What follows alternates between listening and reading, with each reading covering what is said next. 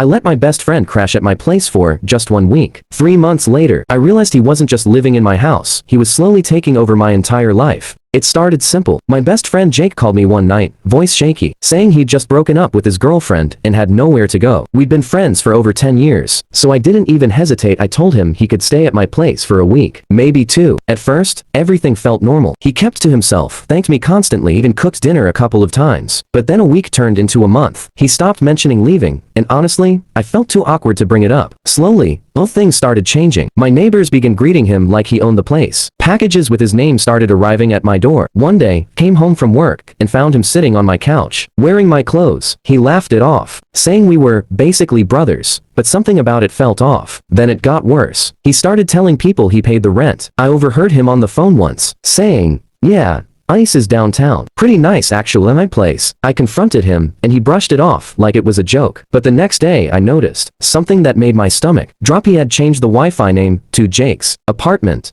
That's when I decided enough was enough. I told him he needed to leave by the end of the week. He didn't argue, which somehow made it even creepier. The entire week, he acted unusually calm, almost like he knew something I didn't. On the last day, I came home early from work to make sure he was packing, but when I opened the door, it didn't work. Confused, I knocked. And then, Jake opened the door, but he didn't look surprised. He looked annoyed. Behind him, I saw something that made my heart stop. My photos were gone, placed. Family pictures, memories, all swapped out with his. I pushed past him, demanding to know what was going on. And that's when he calmly said, "You should have told me earlier, because legally I live here now." Turns out, while I was being nice, he'd been using my address for everything: mail, bills, even some kind of residency paperwork. In my state, that was enough. I tried calling the police, but they said it was a civil matter. I couldn't believe it, my own home, and I couldn't even kick him out. For 2 weeks, I was forced to stay at a motel while my so-called best friend slept in my bed. But here's the twist he didn't see coming. While he was busy pretending to be me, I was gathering everything: texts, proof of ownership, even security footage from my neighbor's camera. And one morning, I walked back into that house with a lawyer and a police officer. Jake's face went pale when he realized this wasn't a game anymore. Within an hour, he was the one being escorted out. No bags, no plan, nothing. Just like he showed up. As he walked past me, he whispered, "You didn't have to do that." And I just smiled and said, "Neither did you."